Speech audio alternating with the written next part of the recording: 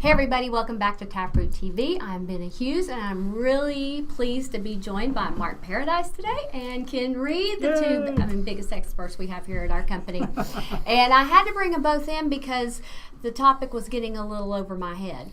Kind of like Mark. So lots of help here. Lots of help. I did. So this is all based on Mark's book he's writing and the blog article he wrote about how to stop human error and fixing human error. And we did, this is number 4 of a series of 4, this winding it up. So we've talked about number 1, automation was 1. Number 2 was, let's see, what have I got?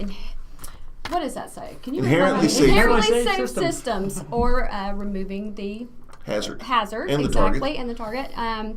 Mistake proofing and human reliability best practices. And today we're rolling into number 5, which is safety 2. I know, made my head smoke, a little bit of brain smoking going there. Okay, so let me say this right off the bat.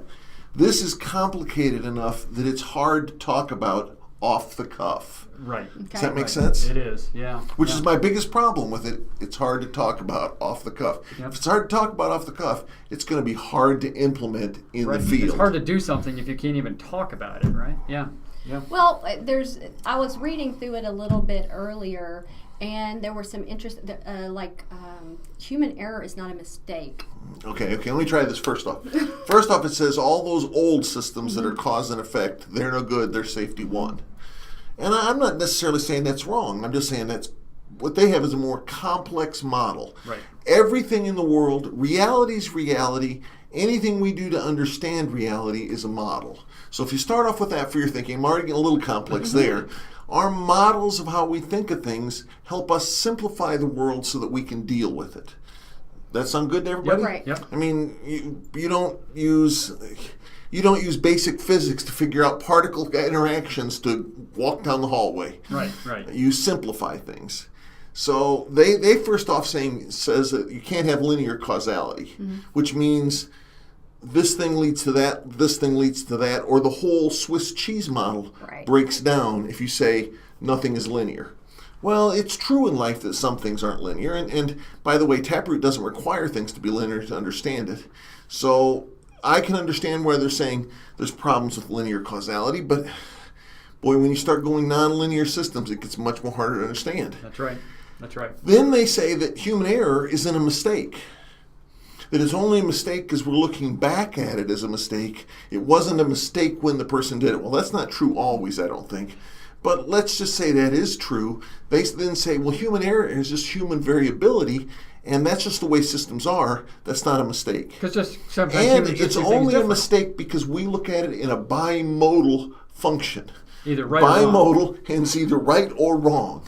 Right. And they're saying human performance is variable on a spectrum, and you can't just say it's right or wrong.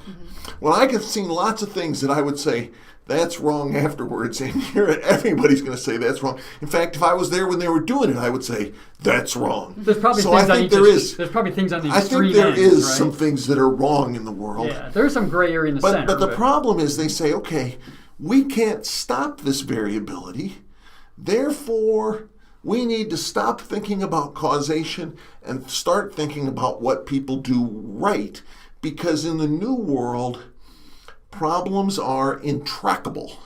And you can look that up in the dictionary. And my simple translation for what intractable means is unfixable. Now, if you get into the nuances of the definition, it means very hard to fix. But I'll just say unfixable. So you can't fix these problems even if you can say they're wrong, and therefore you need to start looking at this a different way. You need to start looking at this like you want to find out how come they did it right all those times they did it right, and get people to do more things along those lines, and don't worry about why they did it wrong. I didn't notice that in some of what you wrote. Talking this about is getting the good hard. and the bad. Okay. Yeah.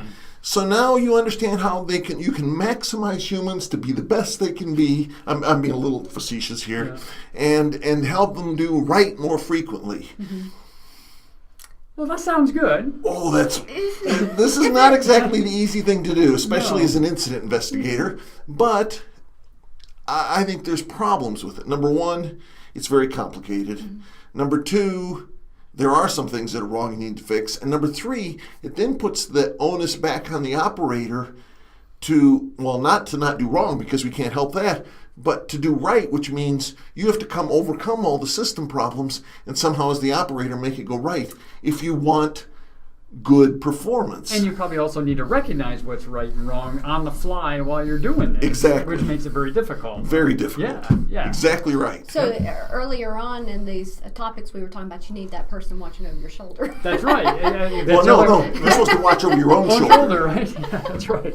That's right. So I understand why that's. So it's really a difficult, first off, concept to grasp, and a very difficult concept in the field. Right, to actually implement. Implement, because you aren't fixing things that go wrong. You're trying to get people to overcome the things that cause them to go wrong by just being a better person. By doing it right. That's right. Well, I'll say being a better person. That's not wholly the way they describe it. Yeah. But in a simplified model, you might describe it that way. Reinforce the good. Yes. Yes. Okay, so I have nothing wrong with reinforcing Yes. the good. I have nothing wrong with human performance is variable. Yes, it is. We've got this infinitely complex model that's nonlinear.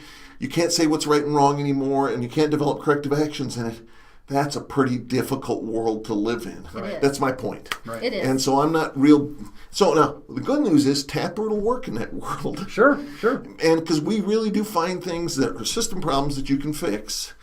And even though you're not supposed to find the reasons and fix them, we can still do that. It's just, and we can also tell you why they do well normally. And you mentioned we were talking about proactive today. This is where proactive fits in. Yes. We can help people figure out why systems work, why human action works.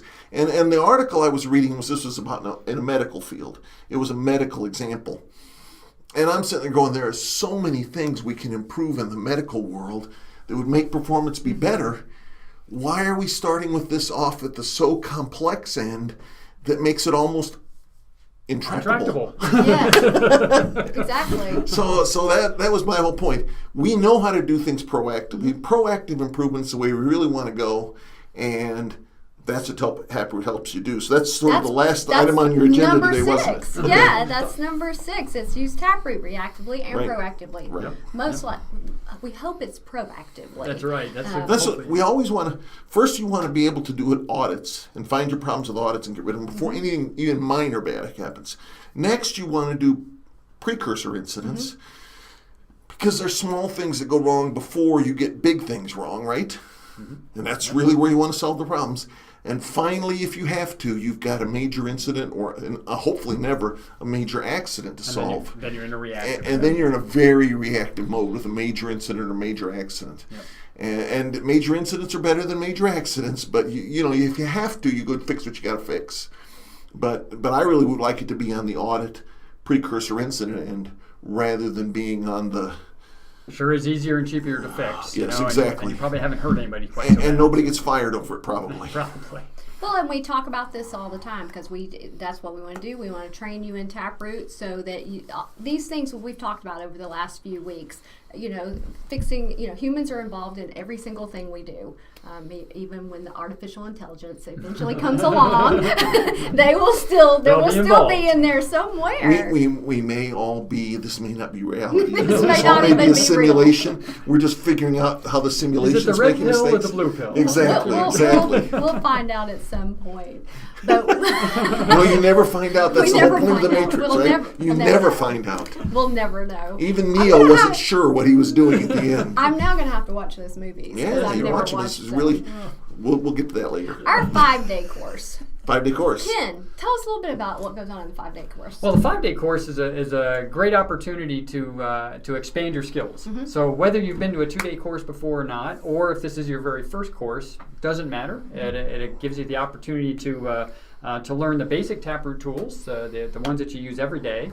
But then it also gives you some great opportunities to concentrate on things like interviewing. We do a whole day of interviewing skills and practice. And that's a great session. Oh, it's a wonderful session. Yeah, it's really a lot of fun. And then we talk about some of the optional TapRooT data collection tools and critical human action profiles and things like that. We get you into the software. Equifactor's in there. It's one of the optional tools for equipment troubleshooting if you need a hand with equipment troubleshooting. So we're working on those courses also. And then a lot more practice in the software. So you get a lot more comfortable in the software. A lot more using practice that. in everything. Finding root causes, doing causal factors, developing snap charts. You practice every day. That's why I call it the Advanced Team Leader course. It's a good advanced course to give you a lot more. When you walk out of there, you feel very comfortable with everything that you're going to do. Not just like I know everything, but I'm actually proficient using You feel it as good. you walk out. You feel confident. You're practiced. And then you're going to go home and you're going to practice on your audits, look at things proactively, try to stop those, look at those precursor incidents and not have any of those big accidents. That's exactly. Right. And there we go. That's what everyone needs to do. That's right. Just go do Problem it. solved right there. But we do want to see you at our courses. We have a lot of them at our public courses going on around the world, and you can go to our website at taproot.com/courses and see where those are and register right from there. And we have our 2-day courses as well. We also come on site and teach for you. If you want to get more into this, Mark is writing his book. I think our part 2 version of this series, he and Barb talk about the book and the future course that's coming out. Yep. So, anything Thank you you, want to say Benna. to wind up? Thank you, Benna. Thank you, Benna. All right. Well, thanks, guys, for joining me. And all the little series we've done here, we'll put them all together so you can watch them. And join us back here next week with another topic. Thank you. Yeehaw. Bye-bye. Bye-bye. Bye.